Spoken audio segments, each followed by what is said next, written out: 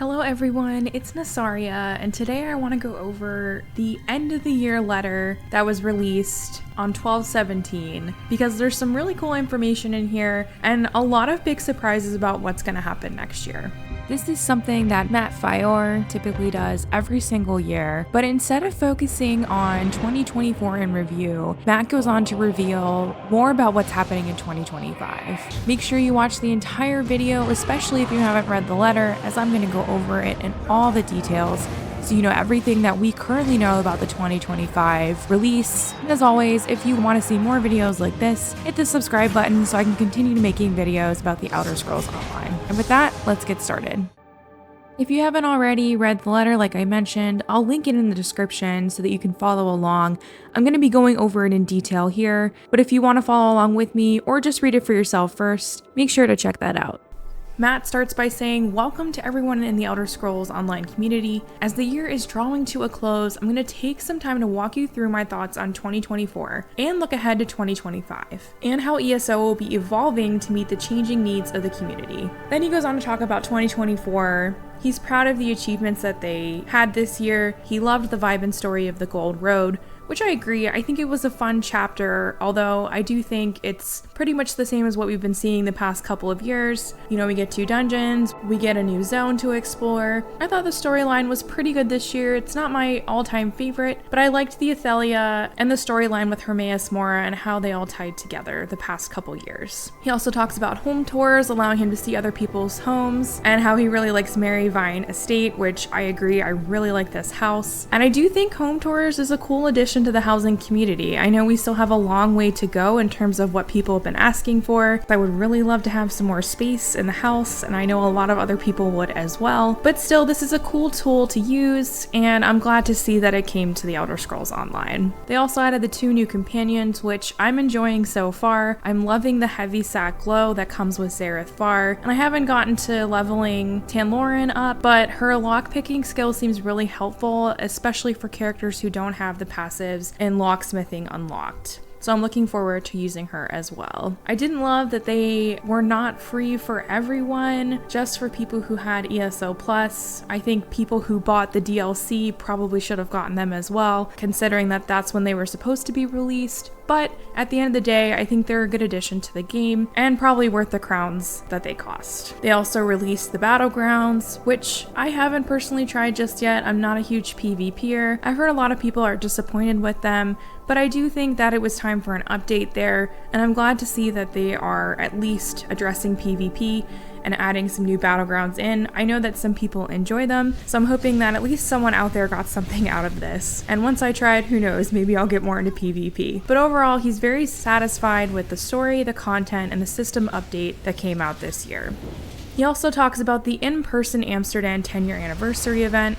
Even though he couldn't make it, it seems like it was a really good time, and I agree, I'm a little bit jealous that I was not able to go to Amsterdam and enjoy the 10-year anniversary, as well as having the German ESO Tavern in July. It's nice to see that the in-person events are coming, although unfortunately for North America, they canceled the 10-year anniversary, which they'll address a little bit later, so I'll talk about it then. And now he starts talking about the change that is coming in 2025. He says, "And now it is time to look forward," which will compromise most of the end of the year message. Change is a constant, especially in gaming. The gaming industry changes, players' habits change, other games come and go. In fact, change has been constant since ESO launched in 2014. We have been able to keep up with the times, make hard decisions, and big changes when it was time to make them. Looking back on all the changes that have gotten us here, it is pretty clear that we have generally made the right decisions at the right times for our game. And now we are looking forward to 2025 and how we can change ESO to keep it relevant, awesome, and compelling. I mean, I'm all for relevant, awesome, and compelling. Since 2017, we have released amazing content and systems every year, but always on the same schedule. The annual cadence pushed the team to focus on short deadlines every June, where all types of content, systems, content, zones, etc., had to be completed at the same time. and has not left us much time for experimentation or thinking about doing things differently. That is true, and I think this year with the companions, that kind of showed they weren't ready yet, and so they just said, hey, we're not going to release them. We're going to wait until they're ready, and I think that was a good decision because with so many things, there's still bugs in the games that have yet to be addressed, and so I think that was a really good call, and it sounds like whatever the changes are going to be, they're going to be using that mindset here. So at the end of the last year, we gave a slight heads up that we would be shaking things up. Our lead times are so long that we were already planning for some of these changes back then. This is true, they do plan about 2 years in advance, at least anyway, from what we've seen with DLCs and clues, etc. And I'm very happy to say that starting in 2025, you'll see new ideas and ways of launching content start rolling out. Master Mora. Turning the page on chapters, so this is the really big announcement. We have been incredibly successful with our strong annual chapter releases, starting with Morrowind in 2017 and up through Gold Road that released just 6 months ago. Zone design and quest content is at the core of every Elder Scrolls game, as our annual chapter release model highlighted. We will still do lots of story content, but now looking into 2025, we will need to concentrate on different types of content to support all types of ESO players. So we are putting chapters aside and we'll be focusing on new types of content and a new release philosophy. So as 2025 will be a transition year for new content, we are going to have new zone-based content launched in 2025, but you'll have to wait until April to hear the specifics about how it is different. Okay, so this is really big. It sounds like we are going to be moving toward a model where we get content not all at once, it could be scattered throughout 2025, and they're not going to be doing the big chapter release. So let's read on a little bit more, they give some more details. Introducing seasons. Over the course of 2025, we will be moving more towards a seasonal content model and away from launching massive content updates once a year, as we did with chapters. We will be talking much more about this in the future, but in 2025, expect to see named seasons of 3 or 6 months duration with a mix of themed story content, events, story items, dungeons, and more. So this sounds really cool. I know not everyone is a fan of seasons, but this doesn't sound like a typical seasons that I've heard of before. It sounds like the Golden Pursuits was maybe the introduction of this and maybe a hint at what was to come. We could be seeing these be more like the 3 or 6 month duration with the rewards along with the chapter information, maybe a dungeon or an event or two looped in. So I think this could be a really cool way to maybe revisit old zones, get some new zones in smaller chunks, and hopefully this will mean that there will be less bugs since there's less of a release and change all at once. So 2025 will be a mix of old and new as we move the dev team towards creating smaller bite-sized pieces of content. We will still have some larger items that we've been working on for over a year, which you'll see launch as well. So it sounds like we'll still be getting something pretty big, maybe a new zone, but some smaller pieces as well. So that's kind of exciting. Next, he says, freeing up the dev team from needing to adhere to a strict annual schedule means we will be able to have teams launch content when it is ready throughout the year and not work to a date in June. This will let us focus on a greater variety of content spread over the year. This supports the new seasons model and will enable us to release content, updates, fixes, and systems in a more efficient manner. So I think this is really cool, and I think this is something that the game definitely needs. I know that there are so many bugs that happen when new releases come out, new updates come out, and especially when the new DLCs come out. Hopefully with smaller chunks of content, there will be less major bugs, and we can have a smoother transition into the new content and actually just enjoy it. Plus, I think it will be cool to see what they come up with, and things will be released once they're fully fleshed out. They won't have to rush anything and worrying about the DLC June date deadline. So I think this could be a really good thing for ESO and breathe some life back into the game. So Matt goes on to talk more about the change in experimentation. He says, we have been hearing from you, the community, that we need to experiment more, to shake things up and not be so predictable. The game needs new and different types of content and for long-standing feedback to be addressed. We have already started on some ideas that will be tested in 2025. These systems and ideas will be clearly marked as experiments in patch notes and are ideas that may or may not be fleshed out into full game systems. With our new focus on breaking up content into seasons and away from years, it gives us time to do these experiments and changes. Here are some of the ideas that we are working on, some of which you may see on the live servers as tests in 2025 and beyond. Some of these will be tests and some will be improvements based on player feedback. So we need to seriously address Cyrodiil performance. Our ambitious goal is to return it to the concurrency levels we supported in 2014. So we will be experimenting with the Cyrodiil campaign, where all classes will have PvP specific and more performance skills that replace the standard player skills, with the expectation that we can support more players per campaign. Now this is really big. This could be the Cyrodiil update that everyone has been asking for as soon as they announced that there was going to be a PvP update. Now returning to what it was in 2014 could mean that you could have groups of up to 24 people, and we have seen in a data mine that there is a 12-person mammoth mount. How cool would it be to go charging into a keep on a mammoth mount with 12 other people? Maybe it could even be the battering ram itself. I think this could be really cool, and I'm excited to see what happens with this, and hopefully this will be one of the systems that they implement. I think Cyrodiil needs some love for sure, so I'm excited to see what else they are going to do with PvP. Another option they have is increasing the difficulty of standard overworld combat. Well, I've seen this come up quite a few times where people have asked for a veteran version of the overland content. We have veteran dungeons and trials. Why not make regular questing in PvE a veteran version as well? And maybe this would be something similar to when we had levels in the game, and certain areas were a higher level versus not, although I would like to see an option to choose what level you would like so that new players can still enjoy the zone without having to worry about the increased difficulty, which was kind of the problem with levels in the first place, and why they replaced the levels with just a flat zone that levels with you as you grow. Next up is improving the overall feel of combat with animation, FX, and potentially audio work. I mean, this could be really cool. I think the Arcanist was really well thought out with its animations and sounds, so maybe some of the other character classes will get some love in terms of this, maybe some cooler animations when we're casting spells, etc. Experimenting with more zones like Craglorn, although not as large an area or scope, created exclusively for high-end group and soft grouped content with associated gear chase. Now this could be cool. It could be something like a zone dungeon, a little bit smaller but requiring a group, and if you're not familiar with Craglorn, a lot of the areas there are called group areas, meaning that the enemies are hard enough that you might want to have at least 2 or 3 people in a group, if not more, to tackle the quests and enemies there. So I would be excited to see possibly something like a dungeon or maybe even a trial type setting that is more like a zone where you go through and you can have more than 4 people and go through the zone, much like a dungeon. This could be pretty cool. Adding and refining tools to make guild recruitment, interaction, and management easier and more logical. I think this is definitely overdue. Being in a guild and looking at all the different options, it's a little bit confusing and takes some getting used to, and I think anything to make this easier would be welcome in the community. And then he says, of course, we have many more ideas here, and we are listening to you and we'll be coming up with new ideas based on your feedback. I really like this and hope they take that to heart. I think a lot of these ideas have been mentioned by the community, so I'm glad to see that they are listening and will hopefully listen to what we say when we're testing things out and get some good new systems in ESO. In the next section of the letter, Matt says he is concentrating on new and returning user experience. It is long past time that we addressed ESO's new and returning user experience. The game is so large at this point that we need to refine the new user experience. Our goal is to shield new players from being overwhelmed by dozens of content options presented to them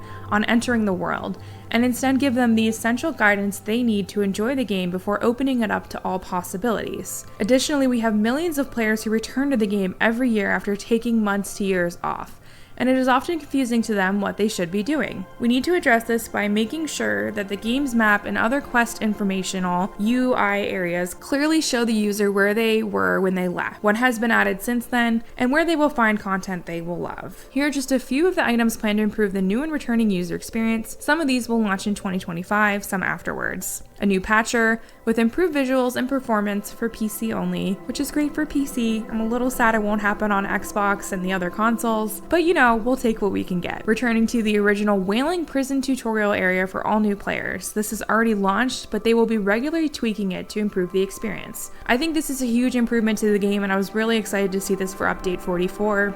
I had actually had a video planned where the whole point of it was going to say you should just pick the base zone where you would be going anyway, because I think that's the most logical area and step for new players to take. So it just makes sense to have the Wailing Prison as your open tutorial, since that's the first main quest line the game introduced, and I think it just makes the most sense and is the least overwhelming option for new players. They are visually improving base game zones with updated textures and art assets, starting with the starter islands, and these are going to start rolling out in March 2025. This is really cool. I think having some updates to the starter islands and base game content could be really fun. These zones haven't been touched in a long time, and so any updates there I think would be very cool. They are going to not be showing new players prologue quest or chapter quest compass pins. The jury is still out on how Stuka will feel about this. I think this is really nice because when I started playing, I was so confused by all these prologue quests, and that was before 3 or 4 new DLCs were added. So this just makes it so much easier for new players to just focus on what they're doing, and if they want to do a prologue quest, I'm sure they can still pick it up from the Crown Store or go to a specific DLC zone and start the quest there. I think this will make it much easier for people to figure out what they're supposed to be doing and where the next quest is in terms of their storyline. Sprucing up the game's PC UI, which is long overdue for a modern visual upgrade. Yes, this is probably true, although I'm not super familiar with PC and maybe other games that have better UI systems, but I'm sure PC players will love to hear this, and I'm hoping if PC is successful, Xbox and PlayStation will also maybe get some UI love as well. And last but not least, other map and UI systems still in design and idea stage to make returning to the game more seamless and get you back into action quickly. I think this is overall a really great idea. As I mentioned, I think it can just be very confusing for new players and people, like they said, returning after months or years off. A lot can change in a DLC chapter that's been added, so I think having anything and everything they can to make it easier is going to be helpful. So I'm looking forward to seeing what they come up with and how it helps new players and returning players. Next up is continuing to tell great stories. With the changes to our content release model, please be assured that we are not abandoning new quest content, but we will do it in different ways than we previously have, as our focus will not be adding giant new land masses, although we will do that from time to time. Instead, we will use existing zones and areas to tell new stories. Some of these are continuing the stories in existing zones and storylines and bringing back familiar characters. New stories focus on hallmark Elder Scrolls organizations like the Dark Brotherhood, Thieves Guild, Fighters Guild, and Mages Guild, and splitting a large zone across multiple updates. So I absolutely love this idea, and I think a lot of people read this letter and had a negative reaction. I saw a lot of people on Reddit mentioning Destiny, and while I haven't played Destiny myself, so I can't really speak to what happened with seasons there, I don't think this is necessarily a money grab or a sign that the game is dying.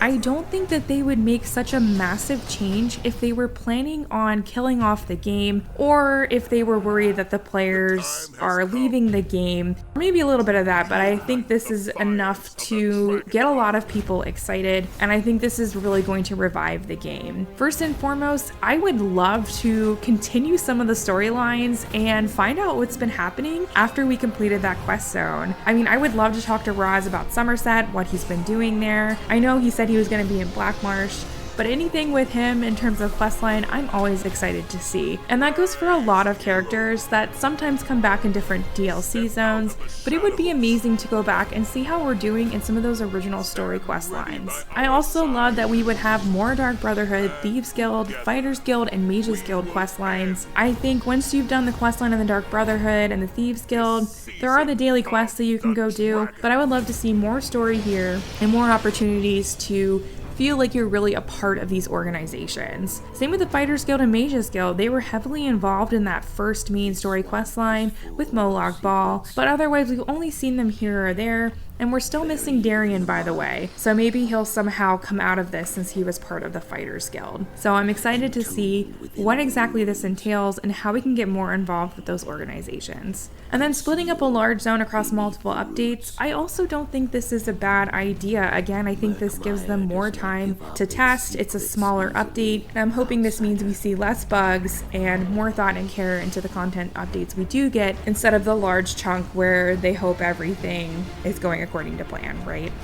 So next, Matt says, we are embarking on these changes to give the development team the space to find a new cadence that can mix new content and systems with addressing feedback, fixing issues, and adding new quests and activities to existing zones and stories. It will not be as regular as the old annual cadence, so expect season launches and new content, systems, and test announcements throughout the year, not necessarily in January as we have done since 2017. Speaking of, to give everyone a heads up, our next big announcement event will be in April 2025 as we introduce our first season. There will be so much more than the April announcement, but for that you will have to wait. We will still have a content update in March 2025 on PTS as normal in January, and we will give you more information about that sometime early in the new year. This is the only thing I find painful about this letter, is that I don't know if I can wait patiently until April 2025 to find out more. I think this is such a huge announcement to drop, and I understand that they want to make sure that they have a good idea of what they're doing, but oh my goodness, I always love finding out where we're going to be going in January, and April is so long from now. I mean, I'm going to make it, but I'm sure I'm not alone in thinking, oh my gosh, that's going to be forever. But I'm excited that we got a heads up. At least now we know what kind of to expect here and when we're going to find out more about it, even if it does feel like it's forever away. Next, he says, you have already heard the news that we will not be doing a 2025 North American community event as we originally planned. This was a difficult decision, but as shown by all the planning and development changes listed here, we need to focus on the game itself for a while this year. That said, we will still see you at local community events in many territories, so stay tuned for announcements and details on those. I was really disappointed to hear that this event was canceled. I was looking forward to potentially going to this event. I've never been to an in-person ESO event, and I really would like to go. That being said, I'm hoping that all the disappointment out of this is really channeled into the game like they are saying. If some of these updates that they are talking about here come out, I'm really excited for what this could do to the game. I think it could be a great turning point and a great adjustment for ESO. And I know some people have said that, oh, they're worried this will burn out the devs, but I'm thinking it's going to do the opposite. Instead of having a hard year deadline, they're going to be able to work on things until they're ready and even release test systems, etc. into the playtest server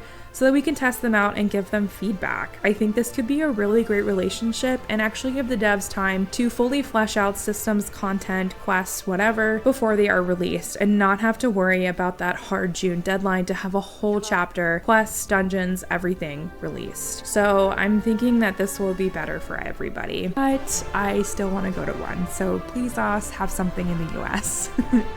I think overall, this letter gives me a lot of hope. I know a lot of people, like I said, have had negative thoughts about this letter, but to me, this means that they are listening to the community. They really care about the game, and they want to make a pivot and change so that the players are happy, and hopefully people who have left will be interested in coming back. I know I, for one, am super excited to see what they're going to be announcing, and while it could be not as exciting as what I'm thinking, it does sound like there's going to be a lot for a lot of different people, whether it's PvP, new systems, new zone content. I'm also excited that we're going to get to revisit the zones. I feel like once you've done a quest there, unless you get a random lead or you want to run a daily to get maybe a motif or a furnishing drop, a furnishing plan of some sort, there's really no reason to go back to these zones. So having a story continue in some of the zones, I think is going to be really smart. I also had someone comment on my New Life video suggesting that this is them getting ahead of running out of zone space. I think that's really genius because eventually they will run out of new areas to add. And while there are other quote-unquote areas of the universe outside of Tamriel, I don't know if that's something that they're going to want to explore without really taking the time to think about it. So I think having new content where we get to go back to existing zones is going to increase the longevity of the game and the potential for more content coming out. So I actually think this is really smart, and this is them investing in the game so that it's going to be here for 15, 20, 30 years. I'm really excited to see